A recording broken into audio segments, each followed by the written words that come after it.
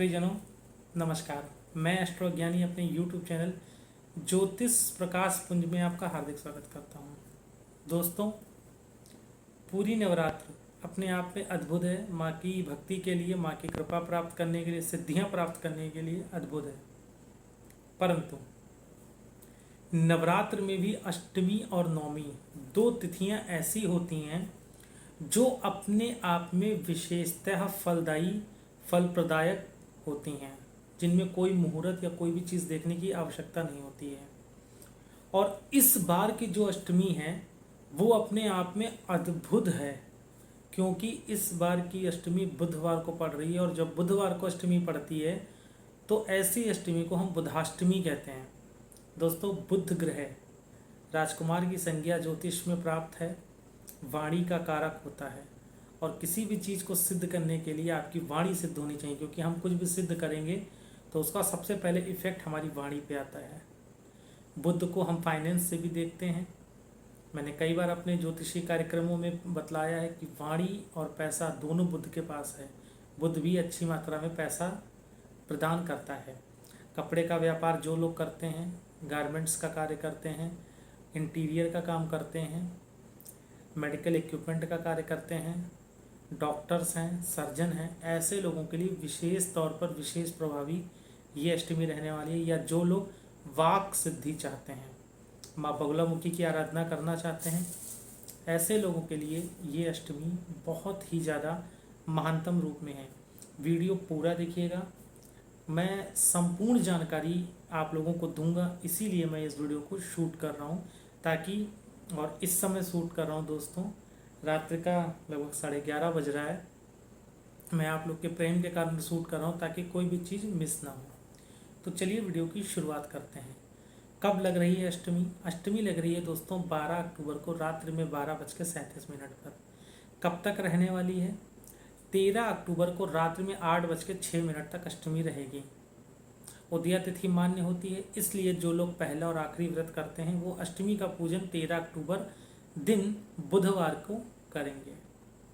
नवमी तिथि 13 अक्टूबर को रात्रि में 8:07 से शुरू हो रही है, जो कि 14 अक्टूबर को शाम तक रहेगी 6:10 तक। कुछ पंचांगों में 7 बजे तक दिया है, लेकिन 6 बजे तक पूर्णतः मान्य होगी। उसके बाद दशमी तिथि लग जाएगी। अब बात करते हैं जो लोग पहला और आखिरी व्रत करते हैं वो कब व्रत करेंगे। वो बुधवार का व्रत करेंगे, अष्टमी का व्रत करेंगे।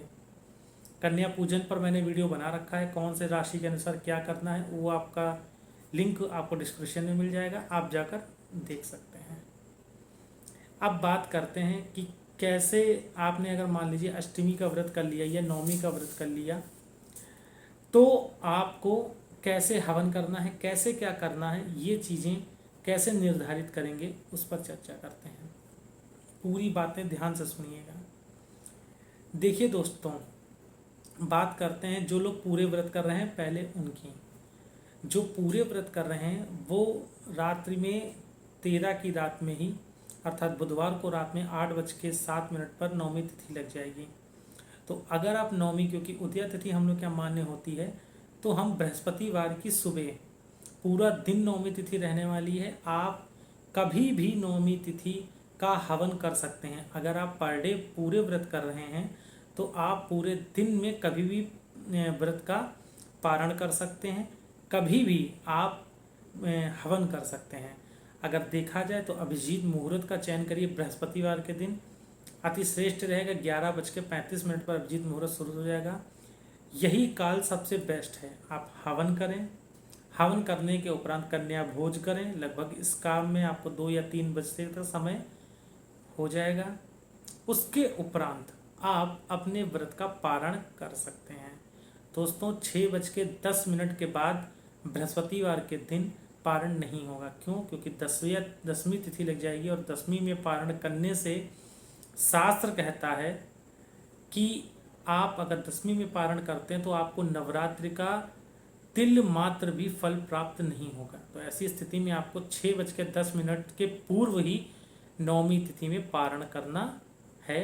आप व्रत कर रहे हैं अगर पूरे, तो अब कैसे मैनेज कर रहा है, टोटली डिपेंड ऑन यू। अब बात करते हैं जो लोग पहला और आखिरी व्रत कर रहे हैं तो वो बुधवार को व्रत करेंगे। वो पारण 8:06 के पहले करेंगे। उसी दिन बुधवार के दिन आपको कन्या पूजन करना है। हवन करवाना चाहते हैं तो किसी बड़े विद्वान को बुला के या खुद कर सकते हैं। मैंने लाइव में बोला था कैसे करते हैं, निर्वाण मंत्र से या माँ दुर्गा के 108 नामों से आप हवन कर सकते हैं, पारण कर सकते हैं। अब बात आती है कि जो हम लोगों ने कलश स्थापित किया था उसको कैसे हटाना है। बहुत सारे मतभेद होते हैं, नारियल का क्या करना है, कैसे क्या होना है, सब चीज़ें सुनिए। आप हवन करेंगे, हवन करके कन्या भोज कराएंगे। उसके बाद मंदिर में आकर बैठेंगे, माता को प्रणाम करेंगे। माता को प्रणाम करने के उपरांत शाम के समय अगर आप ये कर रहे हैं, दोपहर के समय कर रहे हैं तो दीप प्रज्वलन की कोई आवश्यकता नहीं, परंतु अगर शाम के समय कर रहे हैं तो एक दीप का प्रज्वलन करिए। उसके बाद अपने दोनों हाथों को ऐसे करके नारियल को उठाएंगे, जो नारियल कलश के ऊपर रखा है उसको उठा के किसी पात्र में रखेंगे। सीधे ज़मीन पे मत रखिएगा, बहुत लोग ये गलतियां करते हैं, सीधे ज़मीन पे रख देते हैं। सीधे ज़मीन पे नहीं रखना है, किसी पात्र में रखना है। उसके बाद आप जो आम्र पल्लव हैं अर्थात आम के पत्ते हैं उनको उठाएंगे और उसको भी किसी पात्र में रखेंगे। उसके बाद जो कलश है उसको आप ऐसे करके पकड़ेंगे, ऐसे करके पकड़ना है आपको, ऐसे नहीं उठा लीजिएगा, ऐसे करके आपको पकड़ना है और उसको भी किसी पात्र में रखना है, ठीक है। उसके बाद यदि आप शादीशुदा हैं तो अपनी वाइफ को बाईं तरफ बैठा लेंगे। जी, अभिषेक के समय, पूजा पाठ के, माँ दुर्गा के सब पूजा पाठ के समय औरत हमेशा बाईं होती है। आप बाईं तरफ अपनी स्त्री को बैठा लेंगे। उसी आम्र पल्लव को जो आपने कलश में रखे थे उनको आप पत्तों को, जो पानी आपके कलश में भरा है उन्हीं पत्तों से उस पानी को आप पूरे घर में छिड़काव कर देंगे, केवल बाथरूम के साइड छोड़कर। किसको करना है? अगर आप अपने घर में सबसे बड़े हैं, मान लीजिए आप ही सबसे अकेले पुत्र हैं अपने माँ बाप के, तो आप करेंगे, या आपके घर में उम्र में जो सबसे बड़ा है ये कार्य उसको करना चाहिए। इतना करने के बाद अब बात आती है नारियल का क्या करना चाहिए। देखिए, मेरे हिसाब से नारियल को प्रसाद में खा लेना चाहिए। सबके अपने अपने मत होते हैं। देखिए, क्योंकि आपने 9 दिन उसमें माँ दुर्गा का स्वरूप को देखा है तो आप कुछ नारियल प्रसाद के स्वरूप खा सकते हैं, कुछ नारियल की गरी निकाल के गाय को अवश्य खिलाइए, उसके बाद स्वयं ग्रहण कर सकते हैं।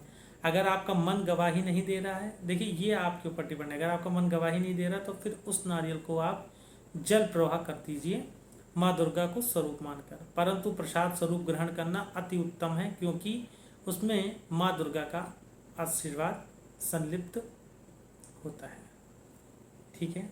अब चर्चा में हम एक कदम और आगे बढ़ते हैं, बात करते हैं कि अष्टमी को जो मैंने बोला था कि मैं उपाय दूंगा, ऐसा कौन सा उपाय करें जो हमें माँ दुर्गा की विशेष कृपा दिलाए। देखिए दोस्तों, अगर आपने पूरी नवरात्र कोई पूजा पाठ नहीं किया है या कुछ भी आप नहीं कर पाए तो केवल अष्टमी के दिन अर्थात बुधवार के दिन रात्रि में 8:06 से पहले कभी भी आप सुबह उठ जाइए ब्रह्म मुहूर्त में, बुधवार के दिन 4 साढ़े 4 बजे के करीब, और उसके बाद नहा धो के अपने दैनिक क्रियाओं से निवृत्त होने के उपरांत लाल रंग के वस्त्र पहन लीजिए। अगर आप लाल रंग के वस्त्र नहीं पहन पाते हैं तो कोई बात नहीं, आप लाल रंग के आसन पे बैठ जाइए और देसी घी का दीपक केसर डाल के जलाइए माँ के दाहिनी तरफ, यानी आपके बाईं तरफ, और निर्वाण मंत्र का जितना आप जाप कर सकते हैं उतना जाप करिए। निर्वाण मंत्र का जाप नहीं करना चाहते तो अष्टमी के दिन, दुर्गा सब अष्टमी और नवमी दोनों दिन, और अगर आप एक व्रत कर रहे हैं मात्र तो पहला और आखिरी कर रहे हैं तो सिर्फ अष्टमी के दिन दुर्गा सप्तशती का जितना पाठ कर सकते हैं उतना पाठ करिए, श्रद्धा पूर्वक भाव विभोर होकर। माँ लक्ष्मी की कृपा प्राप्त करने चाहते हैं तो श्री सूक्त के पाठ करिए, कनकधारा स्तोत्र का पाठ करिए। इस स्थिति में आप माँ दुर्गा के सामने भी देसी घी का दीपक जलाएंगे, और श्री सूक्त का अगर आप पाठ कर रहे हैं या कनकधारा का पाठ कर रहे हैं, और माँ लक्ष्मी के सामने भी दीपक जलाएंगे देसी घी का। दोस्तों यकीन मानिए, अष्टमी के दिन की गई सिद्धियाँ, क्योंकि सिद्धदात्री दिन होता है, अष्टमी के दिन किया गया पूजा पाठ की गई सिद्धियाँ अवश्य सफल होती हैं। तो अगर आप अपने जीवन को, ये मैं नहीं कह रहा, ये माँ दुर्गा स्वयं कह रही हैं। महाकाली पुराण उठा के देख लीजिए, मार्कंड पुराण उठा के देख लीजिए, मुहूर्त चिंतामणि देख लीजिए। और दुर्गा सप्तशती जो पढ़ते हैं वो जानते हैं कि अष्टमी और नवमी के दिन दुर्गा सप्तशती पढ़ने के विशेष लाभ होते हैं। तो ये मैं नहीं कह रहा, ये माँ दुर्गा स्वयं कह रही हैं। अष्टमी और नवमी की पूजा विशेष होती है। इस दिन अगर आपको धन की कामना है तो माता लक्ष्मी के श्री सूक्त कनकधारा का पाठ करिए। कोई केस वगैरह में फंस गए हैं तो दुर्गा सप्तशती का पाठ करिए। अब अगर आप पाठ नहीं करना चाहते हैं, मंत्र करना चाहते हैं, तो निवाण मंत्र का जाप करिए। अगर निवाण मंत्र का जाप आप नहीं करना चाहते हैं तो जो मेरे हिसाब से माँ दुर्गा का सबसे प्रभावशाली मंत्र है वो ओम दुम दुर्गाय नमः है। आप ओम लगा देंगे आगे तो बहुत प्रभावशाली होगा, नहीं तो दुम दुर्गाय नमः का भी जाप आप कर सकते हैं। कम से कम 21 माला इसका जाप करिए। अगर आप केवल एक दिन करना चाहते हैं, अष्टमी के दिन इसका जाप कर लीजिए, बुधवार के दिन। मैं दावे के साथ कह सकता हूँ आपका हर कार्य सिद्ध होगा, इसमें कहीं से कोई संशय मात्र नहीं है। ऐसी अष्टमियाँ अर्थात बुधवार की अष्टमी बहुत कम प्राप्त होती है और लगभग मेरे अनुसार ऐसी अष्टमी लगभग 12 या 13 साल के बाद आ रही है। तो अपने आप में ये अष्टमी अद्भुत है। मैंने आपके सारे संशय मिटा दिए, जो भी आप लोग के मन में होता है। ठीक है, आप लोग को अगर फिर भी कोई प्रश्न है तो कमेंट सेक्शन में पूछ लीजिए। वीडियो को प्लीज़ ज़्यादा से ज़्यादा शेयर करिए, लाइक करिए। चैनल पर फर्स्ट टाइम विजिट कर रहे हैं तो चैनल को सब्सक्राइब करें। वीडियो को पूरा ज़रूर देखिएगा, मैं फिर आग्रह कर रहा हूँ, ताकि कोई भी पॉइंट आपसे मिस ना हो। साथ बना के रखिए, प्रेम बना के रखिए। किसी और इन्फॉर्मेटिव वीडियोज़ के साथ मिलता हूँ, साथ बना के रखिएगा। इतनी रात में मैं आप लोग के लिए शूट कर रहा हूँ, तो प्लीज़ ज़्यादा से ज़्यादा इस वीडियो को शेयर करिएगा ताकि लोगों तक सही जानकारी मिले। जय भोले, जय श्री राधे।